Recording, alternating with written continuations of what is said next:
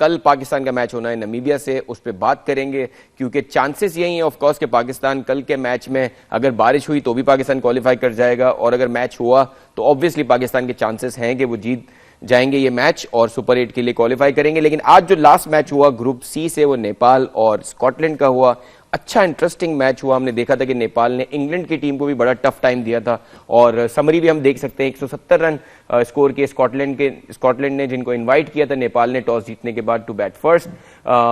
लेकिन अगर देखा जाए तो ओपनर्स जॉन्स और मनसी जो हमेशा ही अच्छा परफॉर्म करते हैं, उनकी outstanding performance 170 was a good total two setup. और नेपाल ने आयरी की बैटिंग की बदौलत, जिन्होंने हम देखा कि इंग्लैंड के अगेंस्ट भी बहुत अच्छी बैटिंग की थी, 171 रन नेपाल ने चेस डाउन किए 19.2 ओवर्स में। और outstanding performance by Nepal for a team which is playing this kind of a tournament for the first time. Shoaib भाई, outstanding performance and the way Irie has played in this World Cup, जिस तरह उन्होंने आदिल रशीद को के against batting की थी England के against, was outstanding to see. Absolutely, उन्होंने बहुत ही आउटस्टैंडिंग बैटिंग की। लेकिन उससे पहले स्कॉटलैंड ने जब स्टार्ट किया तो उनके फर्स्ट विकेट जो गिरी थी वो 80 रन के ऊपर गिरी। That was a good sign for the Scottish side. और इसमें जोन्स ने 71 जो करे 45 बॉल्स में with help of 8 boundaries and 3 sixes, वो बहुत जबरदस्त उन्होंने टीम को कमांडिंग पोजीशन में लेके आए। 170 मुंबई की विकेट के ऊपर वेंकटेश स्टेडियम में इतना बड़ा स्कोर भी नहीं था और कम भी नहीं था। इसी के एक 170 का एक इम्पैक्ट होता है। और हाउएवर सिर्फ 3 प्लेयर अच्छा शुरू में कर सके। ब्रेंडन ने किए 25 रन करे 19 बॉलों में, लेकिन later order batsman they all failed but they face much lesser deliveries. किसी ने 5, 7, 8, 10 इस तरह से बस डिलीवरी फेस करी। नाउ नेपाल की जब बैटिंग आई तो बड़ा वो कमाल उन्होंने वो किया कि 6 ओवर में उनके 56, एक रूल ऑफ थंब की तरह हो गया है कि 6 ओवर में 60 या 50 का मार्क आपको अचीव करना। ज्यादातर सारी टीमें यही कर रही हैं, इन्होंने भी यही किया। 10 ओवर में 78 था। और इस तरह इन्होंने जो एरी में ने जिस तरह आके जो स्पेशली 50 रन किए 23 बॉलों के अंदर, वो इट वाज रिमार्केबल। मैं देख रहा था वो सारा मैच एंड में 17th ओवर के अंदर, जहां वहां से उन्होंने एक ओवर में 23 रन स्कोर करे और वहां से बिल्कुल ही वापस से गेम में आए, वरना वो they were almost out of the game. Around उन्होंने ये अब आप देखें, ये वो टीमें हैं जिनकी कोई अपनी लीग नहीं है, जिनका डोमेस्टिक स्ट्रक्चर इतना स्ट्रांग नहीं है, and they are producing players like Irie. So कभी कभी हमें ये होता है कि यार मतलब इनके लिए, एरी के लिए इस टूर्नामेंट में 2-3 ऐसी इनिंग्स खेल जाना looks to be that easy for them. हमें लगता है यार हमारे पास ऐसा टैलेंट क्यों नहीं है। हाँ नहीं, हालांकि स्कॉटलैंड की टीम ने कैचिंग वगैरह बहुत अच्छी की। एक cotton bolt, Scotland is a test playing nation. हाँ, तो वो मेरा मतलब नेपाल की जितनी भी तारीफ करे कम है। भुट्टाल जो है उन्होंने 43 रन किए इन ओनली 35 बॉल्स में। ओपनर आए थे, 4 छक्के लगाया उन्होंने, तो set the target from the word go. और वो वहां से टोन उन्होंने जिस तरह सेट करी, तो वो फिर लेटर ऑर्डर बैट्समैन आसिफ ने 33 करे और इस तरह। लेकिन eventually it all came to Irie and Gulshan Jha जो हैं उन्होंने 24 रन किए, 5 रन और हालांकि स्कॉटलैंड ने सिर्फ एक्स्ट्राज में दिए, which was a good feat to achieve. लेकिन 10 ओवर में 78 और फिर इवेंचुअली 18 ओवर में 156 फॉर 3 थे सिर्फ डाउन, और फिर they got the surpassed the total of 170. So they have kind of all the bases covered in the sense कि इनके पास finishers भी हैं, इनके पास openers भी हैं, अच्छे bowlers भी हैं। So Nepal is a good team and they are the ones to watch out for in the future. अब ये भी देखें ना कि टॉस जीत के उन्होंने on a good batting track, जो इनकी बैटिंग की स्ट्रेंथ भी है उस पे खेला। तो जो हमने जो गलती की वो नेपाल ने नहीं की। ये तो बात जिस तरह हमारे बैट्समैन जब आए हमारे पाकिस्तान और इंडिया आते हैं पाकिस्तान की तरफ। मैं आपसे एक स्पेसिफिक क्वेश्चन पूछता हूं क्योंकि सर बहुत सारी डिस्कशंस हो रही हैं पाकिस्तान की जो परफॉर्मेंस है अब तक। अगर मैं आपसे पूछूं, देखें हार तो हम रहे हैं 2022 के ऑनवर्ड्स, 23 का एशिया कप और उसके ऑनवर्ड्स हम हार रहे हैं, लेकिन हम देख रहे हैं हारने के बाद, बड़े टूर्नामेंट्स हारने के बाद वही रिपीटेडली वही जो स्टार्स थे शायद 2022 में, वो आज भी वही स्टार्स हैं। Why is this happening? देखिए, इसका बड़ा जबरदस्त सवाल है आपका कि घूम फिर के यही स्टार्स आपको नजर आते हैं, ऑल्दो के मेजर फेलियर्स के बाद भी। आप बोलेंगे वो कैसे होता है इस तरह है फैसल कि पाकिस्तान में जो टीमें आती हैं वो ज्यादातर वीकर टीम्स आई हैं, सिवाय ऑस्ट्रेलिया जो अभी पिछले दिनों आई, वरना श्रीलंका की बी टीम भी आई और इस तरह वीकर टीम्स आई या BC टीम। लेकिन सर ऑस्ट्रेलिया जो आई जिसको हमने 3-0 पे इतना नाचे हम, उसकी हालत क्या थी कि वो तो हमें पता चल गई यहाँ पे, वो जिम्बाब्वे से भी हार गई। तो मेरा मतलब over the period of time की बात कर रहा हूँ, 1-1.5 साल के अंदर जितनी भी टीमें आई, तो होता ये है कि या तो उनके अगेंस्ट थोड़ा बहुत स्कोर करते हैं या फेलियर भी हो जाता है। अब होता क्या है कि PSL आता है या कोई दूसरी लीग आती है, स्पेशली PSL, उसके अंदर आपके मेन प्लेयरों को टाइम एंड अगेन मौका मिलता है और वो ड्रॉप नहीं होता है। शुरू में अगर 3-4 इनिंग खराब भी चली जाती हैं तो भी उसको पता है कि मुझे वापस मौका, 10 मैचेस मिल रहे होते हैं, तो उसके अंदर कहीं ना कहीं वो बाउंस बैक, इतना तो प्लेयर होता है कि वो 2-3 आके फिर हीरोइक्स अपने दिखाता है, परफॉर्मेंसेज आती हैं और वो वापस से तमाम मीडिया और सोशल मीडिया और टीवी और सारे सब तारीफ करने शुरू कर देते हैं, तो वापस से वो सुपरस्टार स्टेटस पे आ जाता है। वेयर पाकिस्तान के जब मैच जब आता है उसमें एक सीरीज 3 मैचेस की होती है, उसके अंदर 1 से 2 में फेलियर आता है और वो जब वापस आता है तो जी he had been a failure for the Pakistan team.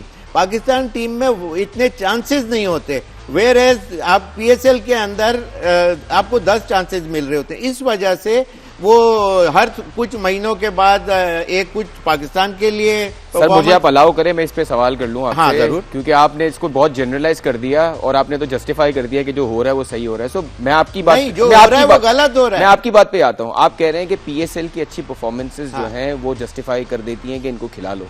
So PSL में आपके पर भी अगर PSL के हिसाब से होता, उसामा मीर जो मुल्तान सुल्तान से खेलते हैं, ही वाज मतलब top performer last year, he is not in the team. आप देखें जो लाहौर के जो पेसर हैं, जो स्लिंगी एक्शन है, जिन्होंने अभी बिग बैश लीग में बहुत अच्छी परफॉर्मेंस दी है, he is not in the team. Zaman Khan वो टीम में नहीं है। सो मुझे लगता है सर सिर्फ ये रीजन नहीं है कि आप PSL में आके शादाब ने कुछ कर दिया या शाहीन ने कुछ कर दिया। प्रॉब्लम इज के उस परफॉर्मेंस के अलावा भी कोई चीज है जो जमान खान को टीम में नहीं आने देती, जो उसामा मीर को टीम में नहीं आने देती।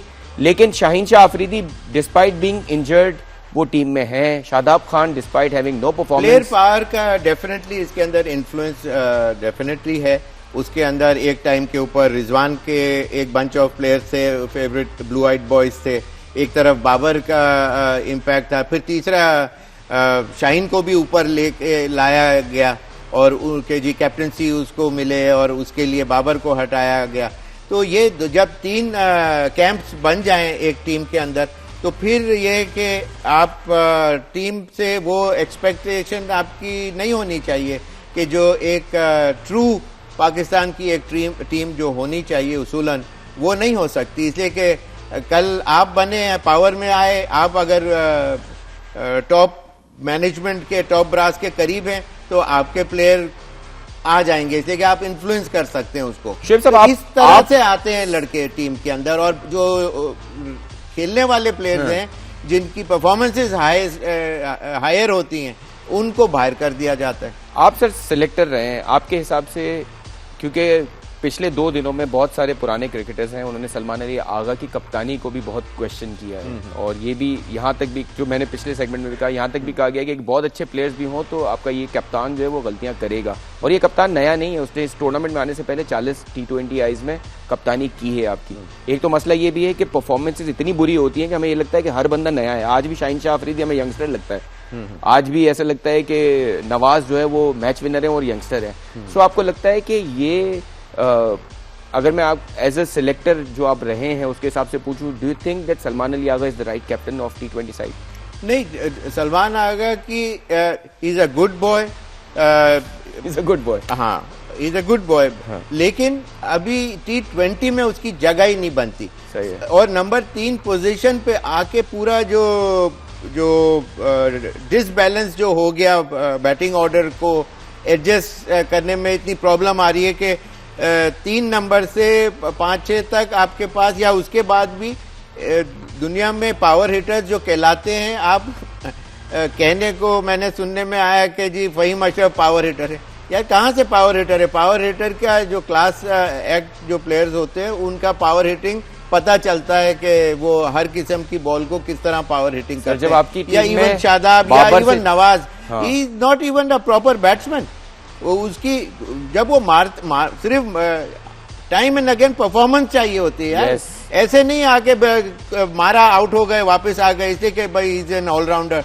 आपको उस पोजीशन के ऊपर जस्टिफाई करना पड़ता है, मैच जिताने पड़ते हैं।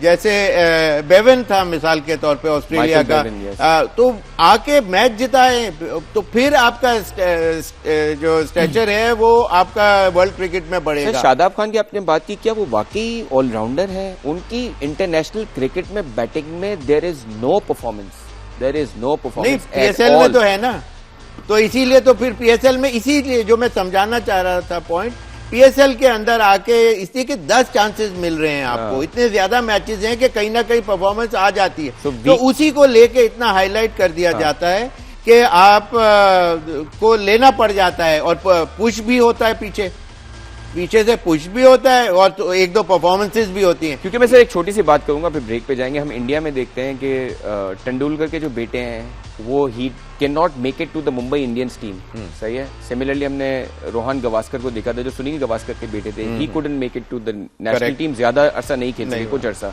यहाँ पे हम देखते हैं कि बेटे या दामाद, हमें देखा है कि उनके जो पुराने क्रिकेटर हैं अगर उसका कोई दामाद है तो उसका इन्फ्लुएंस होता है, वो किसी तरह टीम में आता है। अगर कोई किसी का बेटा है तो उसको जगह मिलती है, डिस्पाइट अ लॉट ऑफ अगर आप देखें तो उनके कंपैरिजन में बहुत, अगर आप हसीबुल्लाह की बात करें जो wicket keeper left handed batsman है, उनको वो चांसेस नहीं मिले जो बाकी प्लेयर्स को मिल गए उनके अगेंस्ट में। देखिए, चाहे उसमें बेटा होना या दामाद होना ये कोई गलत नहीं है, क्रिकेटर है तो बहुत अच्छी बात है, इसलिए कि उसको बहुत सी चीजें कम टाइम में ज्यादा अच्छी सिखाई जा सकती हैं। जैसे कोई डॉक्टर या इंजीनियर के या पायलट फैमिली हो तो उसमें पायलट या फौज के अंदर हो तो जी पूरी entourage of the family members are from the same department.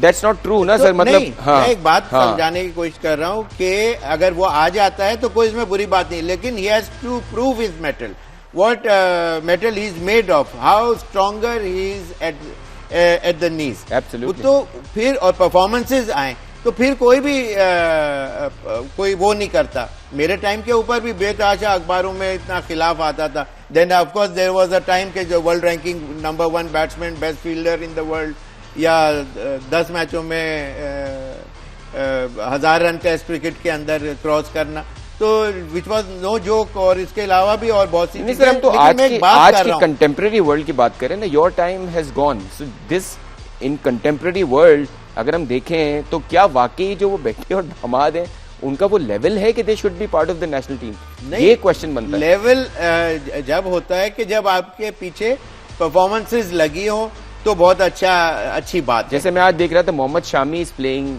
Domestic cricket, Virat Kohli, Rohit Sharma, हम सबको पता है वो डोमेस्टिक क्रिकेट खेल रहे हैं। हम अपनी डोमेस्टिक क्रिकेट को क्या वैल्यू देते हैं उस पर भी बात करेंगे।